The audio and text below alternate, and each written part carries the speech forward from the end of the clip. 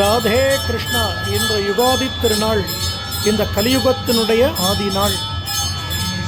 இன்று இந்த தென்னாங்கூர் க்ஷேத்திரத்தில் கம்பீரமானதொரு ராஜாவாக பாண்டுரங்கனுடைய திவ்ய தரிசனமும் இந்த குருஜி ஹரிதாஸ்கிரி சுவாமிகள் ஆராதனை பண்ண குட்டி பாண்டுரங்கனும் ருக்மணியும் தங்க தேரில் நமக்கு திவ்யமாக தரிசனம் கொடுக்க போகிறார்.